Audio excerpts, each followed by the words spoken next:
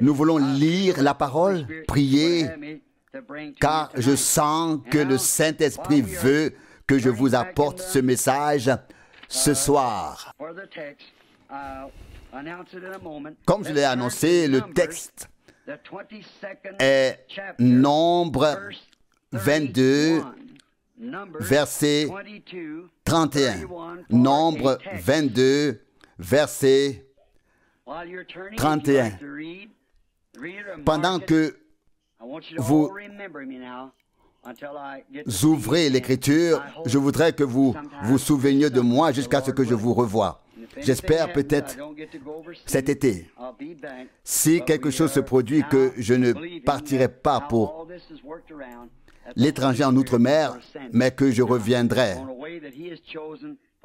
Mais comme tout s'est passé, le Saint-Esprit m'enverra de la manière qu'il aura choisi lui-même. C'est ainsi que nous voulons procéder. Père, nous sommes sur le point de lire ta parole. Vas-tu la bénir afin que nous la comprenions? Nous te le demandons au nom de Jésus-Christ. Nombre 22, verset 31. Alors le Seigneur ouvrit les yeux de Balaam et il vit l'ange du Seigneur qui se tenait sur le chemin, son épée nue dans la main. Il s'inclina et se prosterna sur sa face. Maintenant, si nous voulons comprendre le contexte de ce texte, je vais prendre comme thème les mots « Dieu change-t-il jamais d'avis sur sa parole ?» C'est un texte particulier et il y a une grande vérité ici. Dieu peut-il dire quelque chose et le retirer plus tard après l'avoir dit? Eh bien, dans cette explication que j'ai choisie, c'est parce que c'est une explication dans la Bible que de nombreux lecteurs de la Bible veulent utiliser pour dire que Dieu peut changer d'avis. Ce passage est particulièrement cité à cet effet. Dieu a dit une chose à Balaam, puis une autre. Beaucoup ont essayé de faire de Balaam un devin ou quelque chose d'autre, mais il était un prophète du Seigneur. Eh bien, nous voulons d'abord dire ce qui concerne le message. Israël était en route de l'Égypte vers la Palestine. Et le Seigneur était avec eux. Et tout ennemi qui se dressait devant Israël devait être écarté de leur chemin, car Dieu marchait devant eux et chassait les ennemis. Tant qu'ils marchaient dans l'obéissance à ses commandements, le travail et l'œuvre n'étaient jamais trop grands, qu'il s'agisse des Amalékites ou des géants, s'ils marchaient dans le ainsi parle le Seigneur. Quelle que soit l'opposition, Dieu a toujours veillé à ce que la parole de sa promesse à Israël ne soit jamais démentie. Le peuple d'Israël, dans l'Ancien Testament, est un type de l'épouse dans le Nouveau Testament, qui est sortie du monde et est en route vers Canaan, dans le royaume millénaire, dans le règne de 1000 ans. Moab est un type de l'Église terrestre. Ici, l'ennemi a été vaincu et ils ont conservé le pays. Et Moab, ce n'était en aucun cas une nation païenne. Moab était une nation qui servait le même Dieu qu'Israël. Et le pays de Moab avait été fondé par le fils de Lot, qu'il avait eu avec sa propre propres filles. Et ils avaient rassemblé les notables et étaient devenus une grande nation.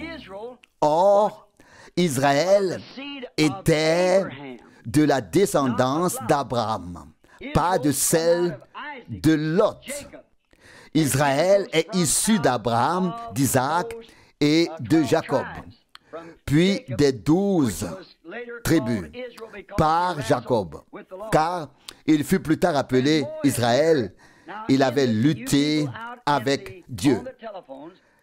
Maintenant, vous qui écoutez ce message par transmission, par la retransmission, je ne veux pas être critique, mais le message qui m'a été donné, je dois lui être fidèle et le transmettre, sinon je serais un hypocrite. D'un autre côté, je ne peux pas dire plus que ce qui m'a été demandé. Mais le plus grand ennemi des croyants de nos jours, ce sont les communautés organisées. Et je le dis, ils vont s'unir et s'organiser pour recevoir la marque de la bête. Ils vont se rassembler au sein de la fédération des communautés religieuses. Jamais, à aucun moment, Dieu n'a reconnu une communauté organisée. Il ne l'a jamais fait. Et chaque fois que des hommes ont créé une organisation, l'Esprit de Dieu s'est retiré et n'est jamais revenu. Demandez aux historiens. Et quand ils s'organisaient, Dieu les mettait de côté et ils peuvent devenir nombreux, mais il n'y aura jamais de mouvement spirituel parmi eux. Moab en est un exemple. C'était une nation organisée dans son pays. Ils avaient leur propre religion. C'était la même religion qu'Israël. Ils étaient moabites et croyaient en Jéhovah, Dieu, mais ils ne reconnaissaient pas la vérité. Bon, ils représentent l'Église naturelle. Israël représente l'Église spirituelle dans son voyage. Israël n'était pas une nation organisée tant qu'elle suivait Dieu et restait indépendante. Ils n'avaient pas de voix propre, mais suivaient la colonne de feu. Ils n'étaient pas une nation organisée, mais avaient seulement l'organisme entre eux, la circoncision et ainsi de suite, tout ce que Dieu leur avait donné. Lorsqu'ils se sont organisés, ils sont tombés et ont ensuite rejeté le Messie plus tard. Nous voyons que lorsque l'Église naturelle et l'Église spirituelle, l'épouse et les organisations se rencontrent, se réunissent, il y a toujours un affrontement. Il en a toujours été ainsi. Nous voyons qu'il y a là de la jalousie. Et cette jalousie amène les gens à faire des réflexions intellectuelles et à comparer. Nous trouvons aujourd'hui ce que nous avons trouvé hier, autrefois. Quand Dieu donne quelque chose à un individu, tous les autres le copient. Cela les pousse à se lancer dans une course de manière à vouloir avoir raison. Mais l'autre partie ne peut pas avoir les succès spirituels. Alors ils essaient par des moyens politiques ou par tout autre moyen pour attirer des personnes à les suivre. Nous le voyons déjà au début avec Caïn et Abel. Les deux garçons étaient ici sur terre, mais quand Abel offrit au Seigneur un sacrifice agréable et que Dieu regarda vers le bas et accepta le sacrifice, cela suscita la jalousie en Caïn car il était jaloux de son frère Abel. Ainsi, cela a commencé dès le commencement, dès le début, lorsque le naturel et le spirituel se sont rencontrés. Et pourtant, Caïn adorait le même Dieu. Tous deux construisirent des autels. Tous deux offrirent des sacrifices au même Dieu. Mais Caïn, qui était plus rationnel, offrit également des sacrifices, mais il pensa, c'est sûr, ce sera une réponse pour Dieu et cela provoquera l'expiation du péché. Tout comme les gens pensent aujourd'hui que c'est une pomme qui a causé le péché là-bas. Maintenant, ils disent encore autre chose. Mais Abel a fait le bon sacrifice. Et il savait que c'était le sang qui avait causé cela. Et il a apporté un agneau. Et quand Dieu l'a accepté, voyez, Abel l'a fait par la foi, par révélation. La Bible n'avait pas encore été écrite. Voyez, le commencement de la justice consiste en ce que Dieu révèle la vérité. Toute l'Église du Seigneur est fondée sur cela. Jésus a un jour demandé à ses disciples, « Que disent les gens que soit le Fils de l'homme ?» Les uns disent Élie, les autres Jérémie ou l'un des prophètes. Et il demanda, « Et vous, que dites-vous que je suis ?»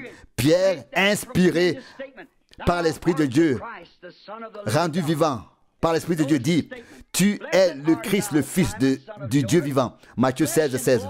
Voici ce que le Seigneur a dit dans Matthieu 16, 17. « Tu es béni, Siméon, fils de Jonas, car ce n'est pas la chair et le sang qui t'ont révélé cela, mais mon Père céleste. » Et sur ce rocher, quel rocher?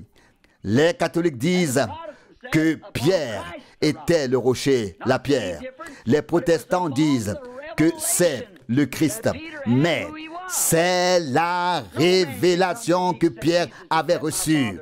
Jésus a dit, nul ne peut venir à moi si le Père qui m'a envoyé ne l'attire, et je ne mettrai pas dehors celui qui vient à moi.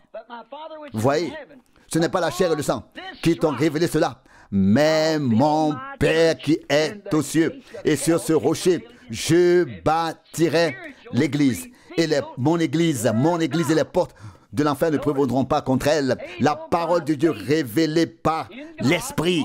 Vous voyez, Abel a offert à Dieu un sacrifice agréable par la foi.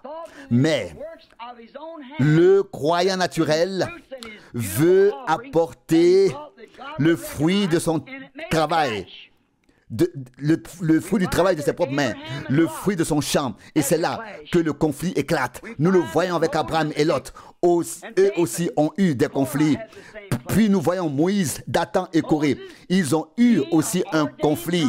Moïse, un prophète désigné par la parole du Seigneur, et confirmé qu'il avait été appelé et qu'il avait été choisi pour être leur guide par des miracles et des signes et prodiges. Moïse a fait exactement ce que Dieu lui avait dit et tel que Dieu lui avait dit. Mais Corée qui pensait maintenant en tant qu'être humain, voulait créer une organisation, un groupe de personnes. Mais Dieu ne négocie pas de cette manière. Nous voyons déjà là ce qui se passe aujourd'hui dans les organisations.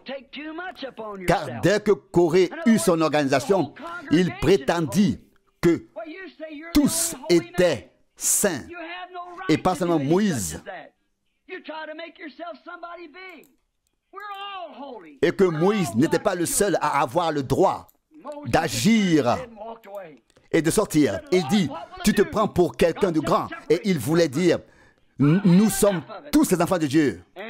Et nous aussi nous sommes là. Tu n'es pas seul. Moïse détourna son visage et s'en alla en disant, Seigneur, que dois-je faire? Et Dieu dit, Moïse, sépare-toi d'eux. Et il les engloutit. Vous voyez, il y a eu un affrontement. Quand l'humain rencontre le spirituel, il y a un affrontement. Lorsque Judas et Jésus se sont rencontrés, il y a eu une collision. L'un était le fils de Dieu, l'autre le fils du diable, comme Caïn et Abel. Judas le caissier, Jésus le berger. Vous voyez, nous en arrivons maintenant au même point à notre époque dans ce temps. Des gens avec un esprit dénominationnel et une épouse spirituelle du Christ. L'épouse spirituelle du Christ est tellement différente des organisations humaines qu'aucune comparaison n'est possible. Maintenant, reconnaissez que le naturel essaie toujours d'imiter le spirituel. Mais comme pour Jacob et Ésaü, cela ne réussira pas. Bon, si tout se jouait sur les œuvres, peut-être qu'Ésaü était un meilleur homme que Jacob. Il a pris soin de son père aveugle et s'est occupé de lui. Mais Ésaü n'avait malgré tout qu'une pensée humaine. Il voulait faire quelque chose de bien. Mais Jacob, toute son âme, il ne pensait qu'à obtenir le droit du premier-né, le droit d'aînesse. Faites attention, c'est ce qui compte. Mais les gens naturels ont toujours détesté ceux qui ont l'esprit, Caïn détestait Abel, Corée détestait Moïse, Judas détestait Jésus. Le naturel a toujours détesté le spirituel, comme c'était le cas au début avec Caïn et Abel. Ils ont essayé de les détruire. Ils essaient de détruire l'influence, etc. Tout. Et qu'est-ce que c'est? C'est la jalousie qui est en eux et la convoitise. Aujourd'hui, c'est toujours la même chose. Lorsque le spirituel et l'humain se rencontrent. Vous voyez donc, cette envie, cette jalousie vient de Satan. Et puis, ils essaient d'impersonnaliser la vérité, de la copier, de l'imiter. Combien en avons-nous vu ces derniers temps? Eh bien, nous voyons que Dieu ne change jamais d'avis, ne change jamais ses pensées par rapport à sa parole originelle. Celui qui l'a appelé, il le destine à cette tâche. Personne n'a pu prendre la place de Moïse, peu importe le nombre de Corée et de Dathan qui se sont manifestés et qui disaient que Moïse n'est pas seul, eux aussi ils sont là. Mais si les hommes ne veulent pas marcher dans la volonté parfaite de Dieu, il leur permet malgré tout de marcher dans la volonté permissive qu'il leur a concédée. Mais sa gloire se manifeste dans sa volonté parfaite. Voyez par exemple comment Dieu ne voulait pas au commencement que les hommes naissent par le sexe.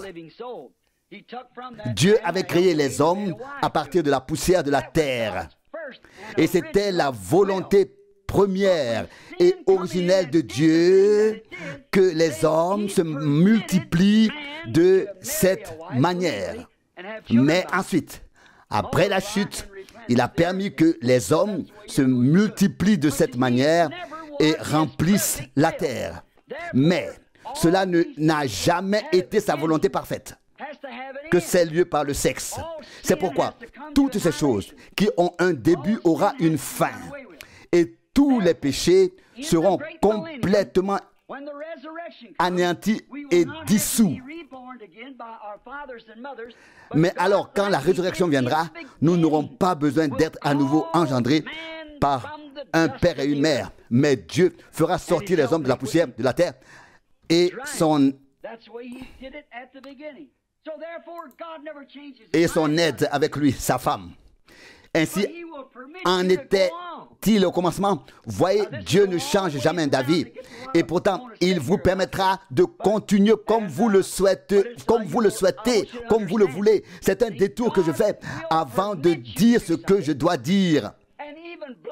Dieu vous permettra de faire quelque chose qui n'est pas juste et vous bénira quand même, même si ce n'est pas sa volonté parfaite. Dieu a donné la loi au peuple d'Israël, comme nous le lisons dans l'Exode. C'était la colonne de feu au milieu d'eux, l'agneau immolé, et pourtant, ils voulaient la loi. Ce n'était pas la volonté de Dieu, et pourtant, parce que les hommes le voulaient, il le leur a donné, et les hommes ont été maudits dans la loi que Dieu avait donnée et condamnés. Nous devrions prier que ta volonté soit faite, que ton règne vienne. Nous devons nous soumettre à sa parole et ne pas la remettre en question, mais agir en conséquence, conformément à la parole de Dieu. N'essayez pas de contourner la parole de Dieu par un autre moyen. Vous verrez que Dieu vous bénira quand même, que vous verrez que Dieu vous bénit, mais vous n'êtes pas dans sa volonté divine parfaite, mais dans sa volonté concédée, sa volonté permissive. Mais ce n'est pas sa volonté parfaite, bien que vous puissiez être bénis, comme par exemple d'avoir des enfants par le sexe. Mais revenons à Moab. C'était une race adultère. Nous voyons qu'il y avait un père qui était croyant et une fille. Et si vous prenez cela comme un type et que vous avez l'esprit spirituel, vous y voyez le début des dénominations. Tout était faux dès le début. Et si cela commence ainsi, cela ne change jamais. C'est comme une boule de neige qui grossit de plus en plus. Si l'on accepte une erreur, on verra qu'une erreur en amène une autre. C'est ainsi qu'ils ont commencé lors du concile de Nicée, lorsque la communauté religieuse catholique romaine y a vu le jour. Et si nous remontons à la Pentecôte, en comparaison avec la Pentecôte, à l'époque, ils ont fait venir les notables, ont inventé une prière commune, ont prié pour les morts, etc. Et cela a commencé à déraper d'une erreur à l'autre. Voyez où cela a mené. Aujourd'hui, il n'y a plus rien dans les communautés religieuses qui représentent la Pentecôte. Non, tout dépend d'une seule chose. Tout remettre en ordre et revenir au commencement. Voyez, lorsque Martin Luther a commencé avec la justification, en ce moment, nous devrions, la communauté religieuse luthérienne, être parvenue à la perfection. Mais les hommes se sont organisés et l'Esprit de Dieu s'est retiré. Et ce groupe ici, ce groupe-ci est né de l'enfant que Lot a eu avec sa fille. Voyez, je parle ici de Moab, qui représente ici la dénomination naturelle, comme Israël représente l'église spirituelle. Israël représente l'épouse. À cette époque, ils ont été conduits hors d'Égypte et Dieu a confirmé que la vérité était parmi eux. Bien qu'ils aient tous deux offert des sacrifices, tous deux ont construit des autels, tous deux ont prié et ont témoigné que le Messie à venir serait là. Là-bas, Israël était dans la vallée, Moab sur la montagne, et Moab était sur la montagne. Israël était dans la vallée. Tous deux ont construit 7 autels, 7 sacrifices ont été offerts, 7 béliers ont été offerts sur les autels et sur les autels d'Israël aussi. Fondamentalement, ils ont fait la même chose. Mais Moab n'avait pas la confirmation de Dieu parmi eux. Il n'était qu'une nation, un groupe ethnique respecté. Mais Israël avait un prophète. Ils avaient le rocher frappé, ils avaient la colonne de feu, ils avaient le serpent élevé et la guérison. Ils avaient les bénédictions de Dieu parmi eux. Ils étaient le peuple de Dieu appelé à sortir. Maintenant, nous trouvons ici, nous trouvons cela appliqué de manière si parfaite aux assemblées aujourd'hui en tant que type. Voyez, Israël allait de lieu en lieu. Là où allait la colonne de feu, ils allaient aussi, ils suivaient. Mais Moab n'était pas comme ça. Ils s'étaient sédentarisés comme une dénomination et n'avançaient plus, allaient plus de l'avant. Ils avaient déterminé ce qui devait être fait. Ils avaient leur roi et ainsi de suite. Mais Moab a vu qu'Israël avait quelque chose qu'il n'avait pas. Ils ont vu la puissance de Dieu, ils ont vu le prophète Moïse parmi eux et ils savaient que si quelque chose n'allait pas dans la bataille, ils n'avaient qu'à lever les bras de Moïse et tout changeait. Et tout changeait. Moab n'avait pas ça. Maintenant, ils essaient d'y parvenir par la politique. Et ils ont envoyé dans un autre pays et se sont fait un prophète afin qu'eux aussi aient un prophète. Comme Israël en avait un parmi eux. Ne voyez-vous pas les comparaisons intellectuelles? Ne voyez-vous pas l'Église humaine charnelle d'aujourd'hui, animée par des pensées charnelles? Reconnaissez que tous deux ont maintenant des prophètes. La seule différence, c'est que Moïse était un prophète de Dieu. Dieu était son roi. C'est de Dieu qu'il recevait la parole du Seigneur et les ordres et les instructions. Mais maintenant, Balaam aussi a un roi et son roi, c'est Balak. Et c'est de lui qu'il reçoit ses ordres. Or, il a été dit dans Nombre 22, verset 6, Balaam vient et maudit-moi ce peuple, car il se répand dans tout le pays. Il vient et dévore tout comme le bœuf mange l'herbe. Viens, car je comprends que ce que tu maudis est maudit et ce que tu bénis est béni. Ce que tu fais est reconnu. Eh bien, nous reconnaissons que cet homme était un prophète désigné par Dieu.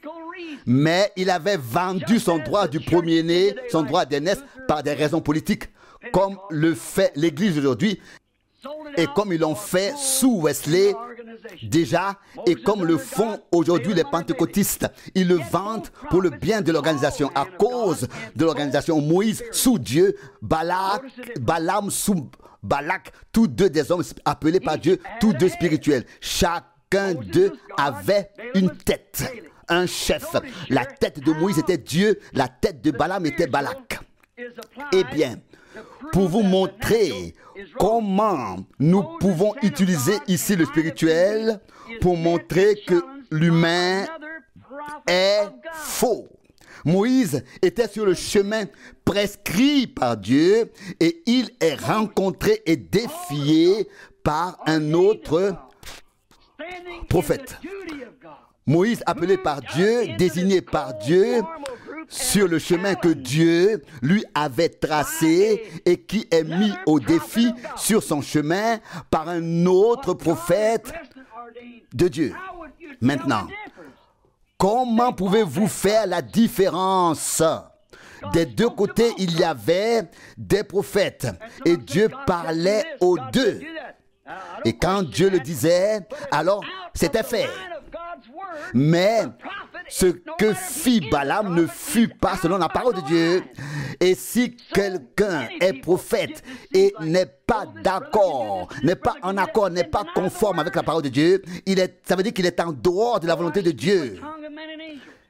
Qu'il soit qui il veut. Et si je parlais des langues humaines et des langues des anges, si j'avais les dons de la prophétie et la foi pour transporter les montagnes et que je vendais tout et le donnais aux pauvres, je ne serais rien. 1 Corinthiens 13, 1. Beaucoup viendront en ce jour-là et diront, selon Matthieu 7, 22, n'ai-je pas profité, n'ai-je pas chassé des démons, n'ai-je pas prophétisé? Et il leur dira, écartez-vous de moi, vous qui commettez l'iniquité. je ne vous ai jamais connu. Et pourtant, ils viennent confesser ce qu'ils ont fait. Ce qu'ils ont fait pour le Seigneur. Jésus dit qu'ils sont des ouvriers d'iniquité.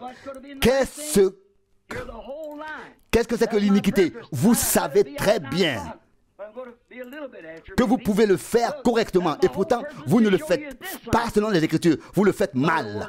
Il y en a beaucoup comme ça. Bon, j'ai dit que nous finissions à 9 heures. Peut-être que ce sera plus tard. Le but de ma présence ici est de vous montrer que Dieu tient parole pour être Dieu. Maintenant, reconnaissez que tous deux étaient spirituels. Tous deux étaient des prophètes. Tous deux avaient un appel, une vocation. Moïse, sur le chemin de son devoir, la colonne de feu était devant lui chaque jour. Et il est en route. Et là vient un autre serviteur du Seigneur, appelé par Dieu, ordonné par Dieu, un prophète à qui la parole du Seigneur est adressée. Voici la ligne dangereuse. Personne ne peut nier qu'il était un prophète de Dieu, car l'Esprit de Dieu, dit la Bible, lui a parlé.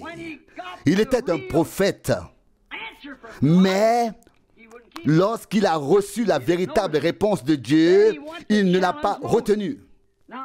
Et puis, il est parti défier malgré tout Moïse. Bien que Balaam ait cherché la volonté de Dieu de tout son cœur sincèrement.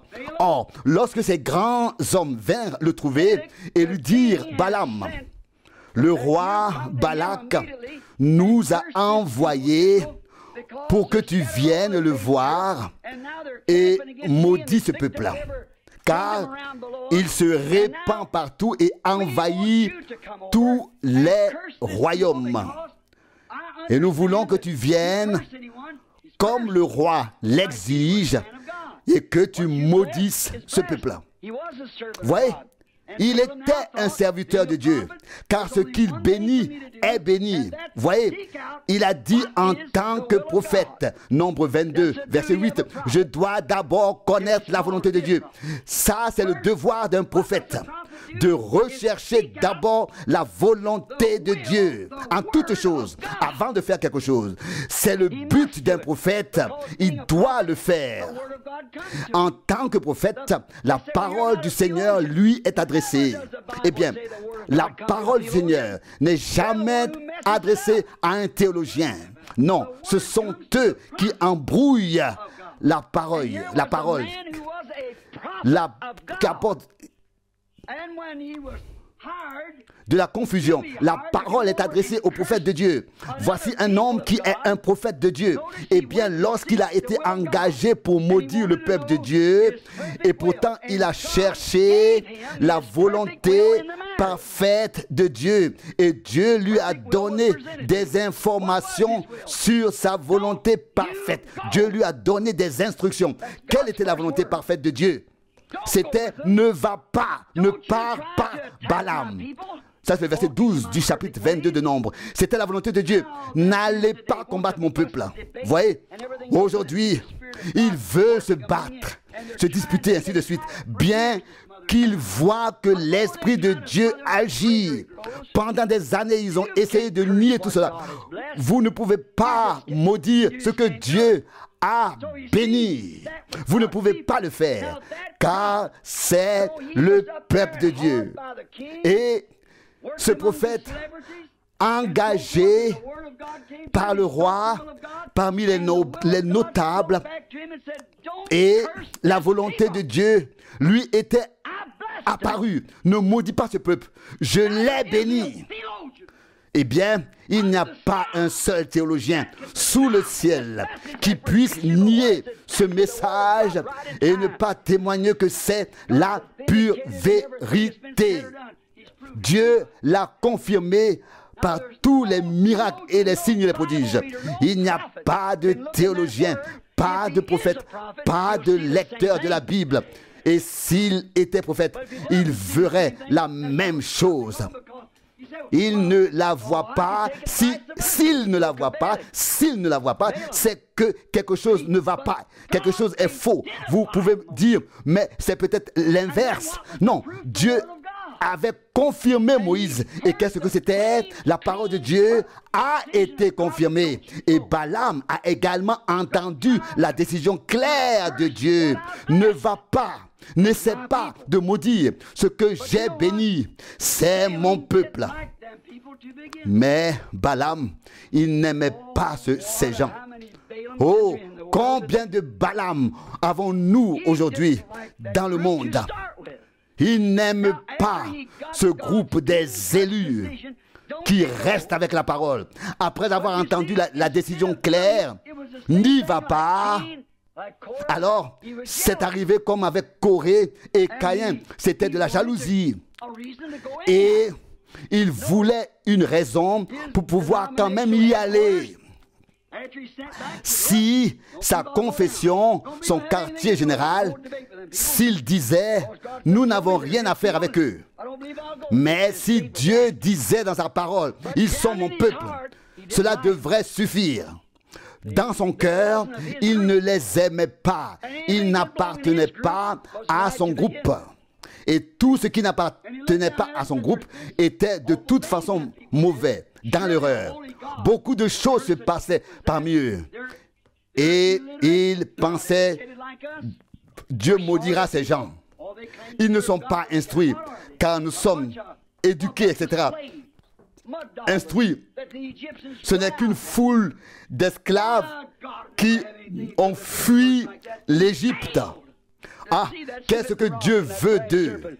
Mais ils ne voyaient pas qu'au milieu d'eux se trouvait le rocher frappé, la colonne de feu et toutes ces choses. Ils ne voyaient pas l'appel par la grâce et l'élection de Dieu. Alors qu'il voulait maudire, Dieu lui a dit, ne le fais pas. C'est mon peuple.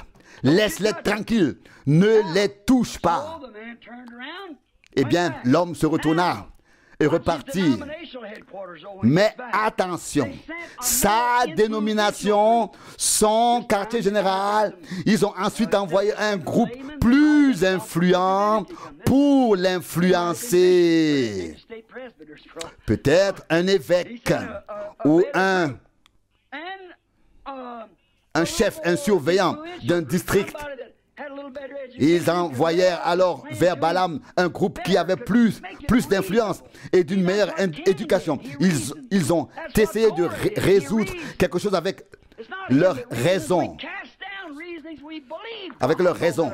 Non, nous croyons simplement en Dieu et nous n'avons pas besoin de nous débrouiller avec notre raison. Nous croyons Dieu, nous croyons ce qu'il a dit dans sa parole. Non, la foi est quelque chose que nous avons reçu de Dieu. Nous ne savons pas comment cela se produit, mais cela se produit quand même, car c'est la promesse de Dieu. Je le crois, c'est la parole de Dieu. Peu importe comment cela se produit, Dieu le dit dans sa parole et je le prononce. Eh bien, je me souviens quand mon pasteur Baptiste m'a dit, Billy, tu parleras aux poteaux d'une communauté religieuse, mais pas aux gens. Tu prieras, tu veux prier pour les rois et les personnes respectées et tu veux parler aux masses. J'ai dit, Dieu me l'a dit et cela se produira. Et il a continué en disant, le sujet de la guérison divine, comment vas-tu tenir devant les notables et les érudits avec tes 7 ans d'école? Je lui ai dit, Dieu me l'a dit et il me soutiendra. Il se battra pour moi. Et comme je vous l'ai dit, Dieu m'a promis des dons et ils se sont réalisés. Vous me demandez comment cela se produit. Je ne le sais pas non plus. Je sais seulement que cela se produit. Comment cela a-t-il pu se produire lorsque Dieu a dit à Élie, j'ai dit aux corbeaux de te nourrir? Comment des corbeaux peuvent-ils apporter un repas préparé, déjà préparé à un prophète de Dieu? Comment tout cela peut-il se produire? Et pourtant, c'est arrivé. Bien sûr, il ne sait pas comment cela se produit, mais cela se produit. Eh bien, il a fait la terre et tout le reste. Il a créé toutes choses. Il a envoyé son Fils et s'est révélé. Il a ressuscité les morts. Il m'a sauvé. Je ne sais pas comment toutes ces choses se produisent, mais elles se sont produites. Mais comment vous a-t-il sauvé? Comment cela s'est-il produit? Lorsqu'il m'a guéri, il a promis et il tient parole. Balaam aurait dû savoir tout cela. Mais maintenant, un groupe plus influent est arrivé. Ils avaient un meilleur talent, de meilleurs dons. Et lui ont peut-être offert une position plus prestigieuse. Peut-être l'ont-ils alors nommé surveillant général avec des responsabilités. Ils lui ont offert un poste important. Bien sûr, ils étaient en mesure de le promouvoir et de le rendre respecté par les gens. Par les gens. Mais Moïse, un prophète de Dieu, recevait ses ordres directement de Dieu. Et Dieu l'envoya et il marcha devant lui afin que le peuple d'Israël puisse prendre possession du pays. Balaam avait reçu la parole. Et pourtant, il dit au messager, restez ici cette nuit et je consulterai Dieu, je demanderai à Dieu. Vous voyez, un tel groupe vous fera toujours sortir de la volonté parfaite de Dieu. Que vous êtes censé savoir déjà. Mais Job ne se laissa pas sortir de la volonté de Dieu par ce groupe. Mais Balaam eut la vision, il vit la vision. Et pourtant, il se laissa sortir de cela parce qu'il écouta ce deuxième groupe. Mais Moïse s'en tint à ce que Dieu avait dit. Mais Balaam, lui, voulait trouver un refuge. Regardez, vous voilà maintenant dans la deuxième rangée. Regardez combien d'entre vous, par exemple, veulent utiliser Matthieu 28, verset 19. Mais combien veulent utiliser Luc 17, verset 30 et la parole de Malachie 4, verset 5. Mais combien utilisent cette parole à mauvais escient? Mais qu'a dit Dieu? Dieu connaît votre cœur. Voyez, Balaam a utilisé ce texte pour satisfaire sa volonté, sa conscience. Il voulait de l'argent, il voulait être respecté, il voulait le poste, la haute fonction pour être respecté comme le docteur tel et tel. Et il a dit, je vais demander encore une fois. Il voulait être vu comme docteur. Combien de Balaam existent aujourd'hui? Vous voyez, aujourd'hui, on leur promet un meilleur poste, une meilleure fonction. Et ils étouffent leur conscience quand on leur propose quelque chose de différent, quelque chose de mieux. Aujourd'hui, on leur dit, tu es un homme bon, mais tu ne peux pas prêcher telle ou telle chose chez nous, car le docteur tel et tel dit que. Et pourtant, ils sont immédiatement promus et gardés. Oh, vous Balaam, si vous connaissez la volonté de Dieu, faites-la, car Dieu ne changera pas d'avis, changera pas ses pensées sur sa parole. Voyez, Dieu révèle sa parole et elle est la vérité. Mais combien de Balaam y a-t-il ici? Aujourd'hui, il est venu le deuxième soir et les notables étaient là-bas. Et Dieu l'a laissé partir, bien qu'il n'ait pas changé sa volonté. Il lui a permis de partir malgré tout, d'aller. Mais il a dû se rendre compte que cela ne réussirait pas de toute façon. Dieu savait ce qu'il y avait dans le cœur de Balaam. Bien qu'il fût prophète, il détestait le peuple d'Israël. Et parce qu'il s'y est mis et qu'il voulait le faire, Dieu l'a permis. Et parce qu'il s'y est mis et qu'il voulait le faire, Dieu l'a permis. Mais Dieu n'est pas revenu sur sa décision. n'a pas changé d'avis. Eh bien, il voulait maudire les gens qu'il considérait comme des fanatiques, car il n'avait rien à faire avec eux pour avancer et être respecté. Voyez, Dieu vous donnera le désir de votre cœur. Il l'a promis, même si le désir de votre cœur n'est pas sa volonté. C'est pourquoi laissez le désir de votre cœur être la volonté parfaite de Dieu et la parole de Dieu. Et si vous demandez quelque chose et qu'il ne vous le donne pas immédiatement, remerciez-le quand même, car il sait ce qui est juste. Regardez, par exemple, Ézéchias, le prophète lui dit: donne des ordres à ta maison, car tu vas mourir. Mais cet homme se retourna et pria Dieu dans 2 Rois 20, verset 1. Et Dieu l'a entendu, l'a exaucé et a parlé au prophète. Et il lui a ajouté 15 ans. Mais quelle honte a-t-il causé pendant ce temps au nom du Seigneur et au peuple d'Israël? Il aurait mieux fait d'accepter la première décision de Dieu pour lui.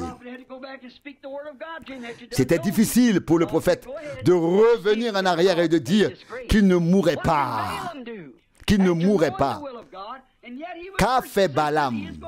Il connaissait la volonté de Dieu et était pourtant déterminé à ne pas la faire. Dieu n'a pas changé d'avis, mais l'a simplement, malgré tout, laissé partir. Eh bien, comme Thomas l'a dit, à moins que je mette mes mains dans son côté, je ne croirai pas. Oh, Thomas a dit alors, dans Jean 20, 28 et 29, mon Seigneur et mon Dieu. Le Seigneur a dit, Thomas, tu crois parce que tu as vu. Bénis ceux qui croient sans avoir vu. Combien ne croient pas avoir reçu le Saint-Esprit s'ils ne parlent pas en langue? Je crois au parler en langue, car j'en ai moi-même fait l'expérience. Mais vous pouvez parler en langue autant que vous voulez. Et si vous ne croyez pas en cette parole pour aujourd'hui, vous n'atteindrez quand même pas le but. Car comment pouvez-vous renier la parole de Dieu? J'ai moi-même le don des langues. Mais ce n'est pas un signe que vous êtes un enfant de Dieu élu. Non, jamais. Beaucoup viendront en ce jour-là et diront, n'ai-je pas prophétisé et fait toutes ces choses? Si vous parlez en langue et ne vous faites pas baptiser au nom du Seigneur Jésus-Christ, alors quelque chose ne va pas chez vous. Quels que soient les dons que vous possédez et exercez, montrez-moi un seul endroit dans les Écritures où une personne a été baptisée selon ces 3 titres. Mais pour le bien de votre conscience, vous direz encore, pourquoi dis-tu que les femmes ne doivent pas porter de vêtements d'hommes, ni couper leurs cheveux, etc. Et pourtant, elles le font. Mais aujourd'hui, on prend quelque chose qui semble bon pour l'esprit, pour l'intellect et pour les yeux. Mais la décision de Dieu demeure. C'est pourquoi il est faux que vous essayez de trouver une excuse. Eh bien, cela dépend si vous agissez selon sa volonté parfaite ou selon sa volonté permissive. Dieu n'a pas changé d'avis, n'a pas changé ses pensées. Sa parole demeure. Mais même si c'est contre sa volonté et si vous agissez ainsi, comme par exemple avec Moïse, Dieu parla à Moïse et dit pour la 2e fois dans Nombre 20 verset 11, va et parle au rocher, car il avait déjà été frappé. Et Moïse frappa le rocher une 2e fois parce qu'il était excité, comme si le Christ avait dû être frappé 2 fois. Voyez, le Christ a été frappé une fois et Dieu a donné l'eau. Mais que s'est-il passé? Dieu a dit, Moïse, viens ici, viens sur cette montagne. Tu as été un serviteur fidèle. Regarde là-bas, se trouve la terre promise, mais tu n'y entreras pas. tu n'as pas obéi à l'ordre. Tu t'es honoré toi-même devant les hommes et non moi, parce que tu n'as pas tenu ma parole telle que je l'ai prononcée. Mais la parole est venue. Mais la parole est venue. Vous pouvez imposer les mains aux malades et ils guériront. Vous pouvez prophétiser. Cela peut arriver. Mais Dieu ne changera pas sa parole et sa volonté. Si Dieu a ses disciples aujourd'hui, alors c'est le même ordre. Marc 16, 15. Allez dans le monde entier, prêchez l'évangile. Dieu ne peut pas changer et il ne peut pas changer sa parole. Voyez, Balaam, Dieu ne peut pas changer. Son avis, il est le même. Ils disent, oui, nous savons que la Bible dit que nous devons baptiser au nom de Jésus-Christ. Mais regardez, tous les autres baptisent ainsi. Dans les titres, pourtant, il est écrit qu'il n'y a pas sous le ciel d'autre nom donné aux hommes par lequel nous devions être sauvés. Acte 4, 12, en dehors du nom de Jésus. Donc nous devons revenir à la parole originelle de Dieu, car l'obéissance à sa parole vaut mieux que le sacrifice. Eh bien, Balaam avait le don. Il avait la foi.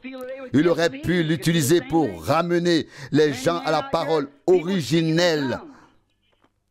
Vous qui avez des dons de guérison, vous qui avez des dons de prophétie, vous pourriez exercer vos dons dans le royaume de Dieu, et cela dans la parfaite volonté de Dieu. Mais pour la célébrité, pour la réputation, pour leur propre avantage, ils vendent leurs droits d'aînesse à une organisation comme Balaam.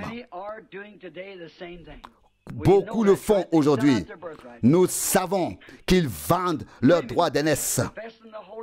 Les femmes disent qu'elles ont le Saint-Esprit, portent des shorts courts, portent des shorts, et les hommes laissent les femmes avec les cheveux coupés monter sur le podium. Oh! Si vous voulez savoir comment se porte la politique ou autre chose en ce moment, regardez les Juifs. Voyez ce que Dieu a fait d'eux aujourd'hui. Observez. Mais si vous voulez savoir comment se porte l'Église, alors observez les femmes. Car une femme est représentée dans la Bible comme une Église.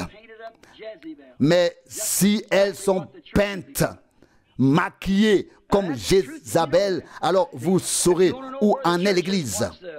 Ça, c'est la vérité.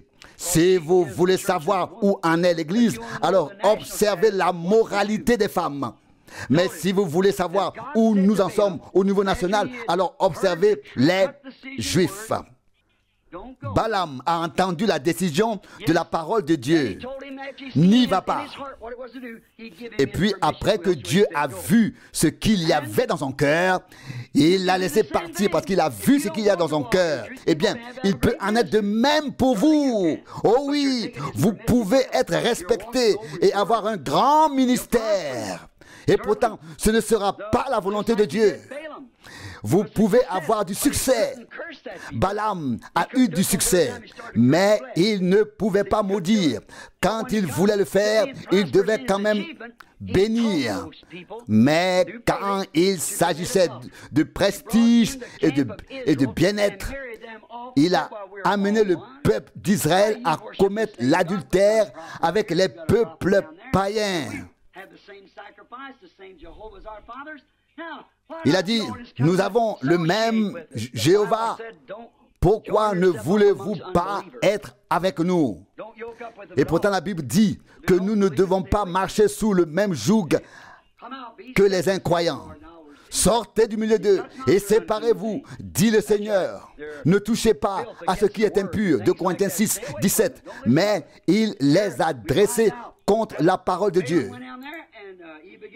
Balaam est descendu et il a enseigné le peuple dans l'erreur.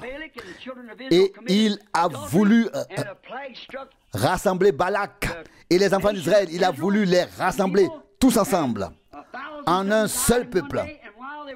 Et des milliers sont morts en un jour. Et nous avons vu, par exemple, qu'un Israélite entré dans le camp d'Israël avec une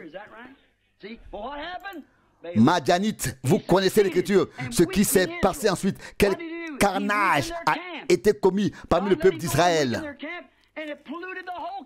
Dieu a permis que ce Balaam affaiblisse le camp de Dieu et tant de morts en ont résulté.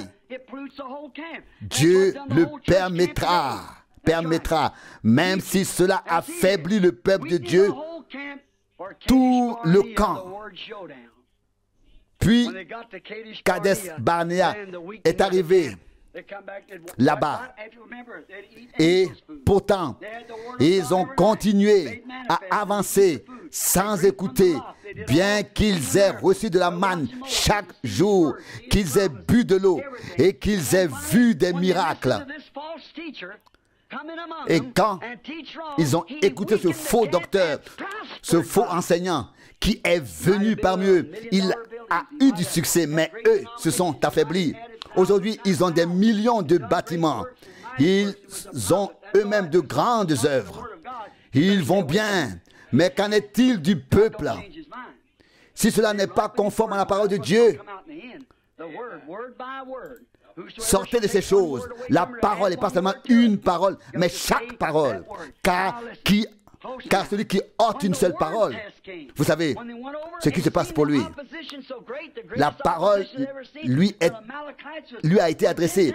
Mais là, la grande opposition, bien sûr, le peuple d'Israël avait l'impression d'être inférieur à ses ennemis. Eh bien, ils avaient des épées et étaient équipés. Mais deux hommes, Caleb et Josué, se sont levés et ont dit dans Nombre 13, 30, nous allons y arriver, nous sommes plus que vainqueurs. Bien sûr, qu'est-ce que c'était? Ils savaient que Dieu avait dit qu'il leur donnerait le pays. Mais les hommes se sont ensuite abandonnés à d'autres choses. Ils ont été trop lâches pour tenir ferme la parole de Dieu, de rester attachés et fermes à la parole de Dieu. Et pourtant, Dieu permettra que vous marchiez dans sa volonté permissive. Vous pouvez dire, frère Branham, je fais ceci et cela, je chante en esprit, etc. Oui, il le permettra. Il le permettra. Vous dites, je porte des shorts et je suis en Christ. Mais attendez, que dit la Bible à ce sujet? Vous êtes une pierre d'achoppement pour les autres. Qu'en est-il des jeunes filles? Vous n'aurez bientôt plus que des adolescents peints et maquillés comme Jézabel. Mais extérieurement, vous vous en sortirez bien. Bien sûr, vous pouvez suivre sa volonté permissive au lieu de sa volonté parfaite, même s'il vous bénira. Voyez, Israël a passé 40 ans dans le désert. Ils se sont mariés, ils ont tout fait, ils ont payé leurs dîmes et ont mangé de la manne, etc. Mais ils ont tous péri parce qu'ils n'ont pas fait et n'ont pas gardé sa parole et sa volonté originelle. Ils ont seulement continué à tourner en rond, et n'ont pas avancé. Ils auraient pu être dans la terre promise en 2 jours. Et ils ont marché pendant 40 ans sans y entrer. Oh Dieu, aide-nous à nous tenir à tes paroles originelles en toutes choses. Dieu reste fidèle à sa parole. Restons-y nous aussi. Dieu ne changera jamais son plan originel.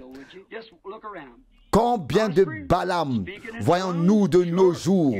Ils vont bien, ils ont du succès, ils parlent en langue, bien sûr. Mais c'est toute l'Église de Dieu qui est souillée par cela. Pourquoi faites-vous ceci? Pourquoi faites-vous cela? Eh bien, ils disent, oh, ce ne sont pas tes affaires. Tu es seulement appelé à prier pour les malades. Tu ne dois prier que pour les malades. Et comment puis-je enseigner les dons de l'Esprit s'ils n'ont pas encore compris les choses les plus élémentaires? Nous devons commencer là où nous sommes écartés, où nous avons dévié. C'est là que nous devons revenir et commencer là. Nous devons accepter chaque parole de Dieu. Balaam a fait en sorte que l'Église de Dieu se soit unie par le mariage avec d'autres peuples. Il en va de même pour les faux enseignements d'aujourd'hui. Et ils veulent faire entrer toutes les organisations dans la grande prostituée d'Apocalypse 17. Toutes les organisations dans la grande prostituée d'Apocalypse 17. Ils disent, nous sommes tous chrétiens. Ils laissent le pape et font tous les compromis. Ils tolèrent le pape et font tous les compromis. Et ils distribuent déjà cette hostie lors de la communion, comme ils le disent, comme le font les autres, en disant, fermez les yeux quand vous le faites. Jésus-Christ a rompu le pain par une déesse lunaire, ronde, Astéra, qu'ils ont introduite pour le dieu de la lune. Non, c'est un pain rompu que nous distribuons. Mais la grande prostituée d'Apocalypse 17 est prête à accueillir tous ces faux enseignants avec leur entourage. Plus de 900 organisations différentes tentent d'apporter l'unité. Mais non pas en suivant le plan originel de Dieu, mais en introduisant les hommes dans leur fausse union. Dieu ne change pas d'avis, ne change pas ses pensées. Il reste fidèle à sa parole. Il a dit dans Marc 13, 31, le ciel et la terre passeront, mais mes paroles ne passeront pas. Eh bien, ils peuvent se battre et se débattre contre cela. Mais Dieu ne change pas d'avis. Le ciel et la terre passeront, mais sa parole ne passera pas. Ne voyez-vous pas la politique et comment les communautés religieuses s'unissent? Il y a de la politique dans les communautés religieuses. Mais nous nous sommes unis en Christ par le baptême du Saint-Esprit. Et si l'Esprit de Dieu est en vous, il confirmera en vous toute parole de Dieu comme étant la vérité. Celui qui retranche ou ajoute une parole verra sa part retranchée de l'arbre de vie. Vous ne pouvez pas juger en fonction de la prospérité que vous avez. Le monde, il va bien, il a du succès. Balaam a réussi. Nous ne pouvons juger. Nous ne pouvons juger que Dieu et ses actes selon sa parole. Tant que vous vivez, n'oubliez jamais cela. Dieu ne changera jamais sa parole. Il vous laissera malgré tout partir dans vos voies, mais il ne changera pas son plan. Vous devez changer votre façon de penser. Vous ne pouvez pas faire en sorte que la parole de Dieu soit adaptée à votre expérience. Vous devez adapter vos expériences à la parole de Dieu. Si vous n'êtes pas d'accord avec la parole, c'est que quelque chose ne va pas en vous. Vous pouvez devenir une grande église, une grande dénomination, des hommes respectés, riches et prospères, avec beaucoup de membres. Mais que dit la Bible à ce sujet? N'est-il pas écrit dans l'Apocalypse 17 que la grande prostituée était riche, parée, et ainsi de suite? Apocalypse 17, verset 4. Mais où est le petit groupe, l'épouse de Jésus-Christ? Où est-elle? Que le cher Père Céleste vous garde fidèle. Ne vous écartez jamais de cette parole. Il peut guérir vos mères, vos enfants. Mais souvenez-vous, Matthieu 5, verset 45, la pluie tombe sur les justes et les injustes. Eh bien, soit la semence vient de Dieu, soit elle ne vient pas de Dieu. Et si c'est du blé qui sortira. S'il s'agit de la parole de Dieu, c'est la parole de Dieu qui sera produite. Avez-vous compris maintenant? Que Dieu vous bénisse. Nous devons maintenant conclure. Beaucoup d'entre vous ont encore un long chemin à parcourir, mais je veux vous dire, ce que je sais.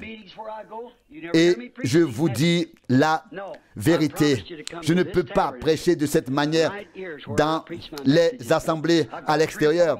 Mais ici, en ce lieu, je peux tout dire. Eh bien, ce sont des choses que je ne pourrais pas prêcher ailleurs. Et comme toujours, que Dieu le veuille, que sa volonté soit faite. Là-bas, je prie pour les malades, mais toutes les brebis l'entendront.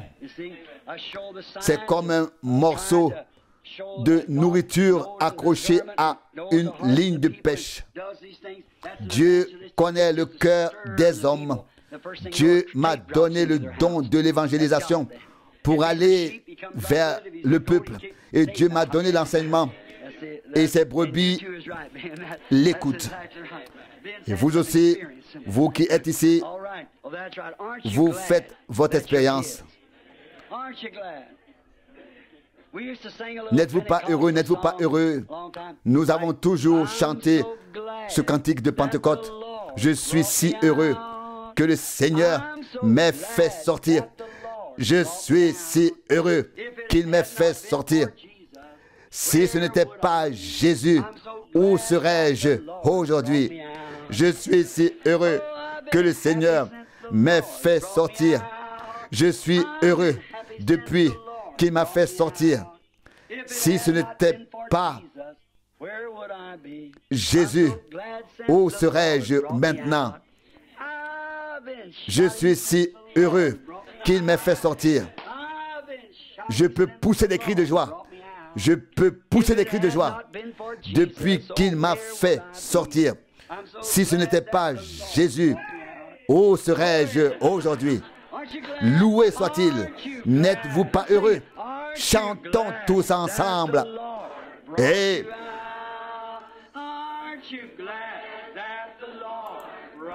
n'êtes-vous pas heureux que le Seigneur vous ait fait sortir? Si ce n'était pas grâce à Jésus, où serais-je aujourd'hui? Je suis si heureux qu'il m'ait fait sortir. Je chante depuis que le Seigneur m'a fait sortir.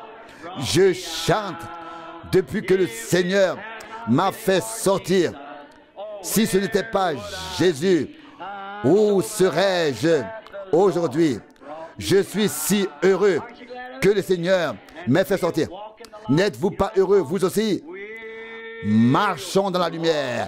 Chantons ce chant. Nous marchons dans la lumière. Dans cette lumière magnifique.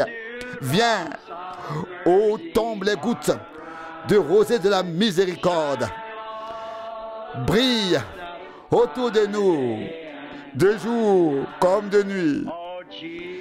Ô Jésus, toi la lumière du monde. Vous n'aimez-vous pas cela? Chantons à nouveau. Nous marchons dans la lumière. C'est une lumière magnifique. Venez là où les gouttes de rosée de la miséricorde brillent autour de nous, de jour comme de nuit. Ô Jésus, lumière du monde. C'est fait. Ô saints, proclamez Jésus, lumière du monde. Vous trouverez la vérité et la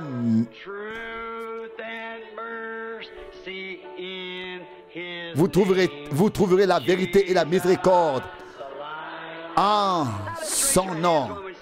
Jésus, lumière du monde. Levez les mains et chantez.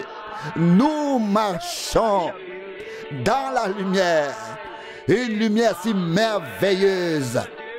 Elle descend là où les gouttes de grâce coulent. Brille autour de nous, de jour comme de nuit. Jésus, toi la lumière du monde. Serrez-vous les mains. Que Dieu vous bénisse. La bénédiction vient là où les gouttes de grâce coulent. Brille autour de nous, de jour comme de nuit. Chers enfants, aimez-vous les uns les autres.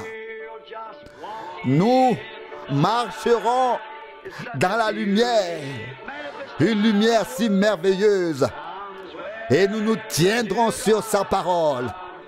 Viens là où les gouttes tombent. Brille autour de nous, de jour comme de nuit. Jésus, lumière du monde.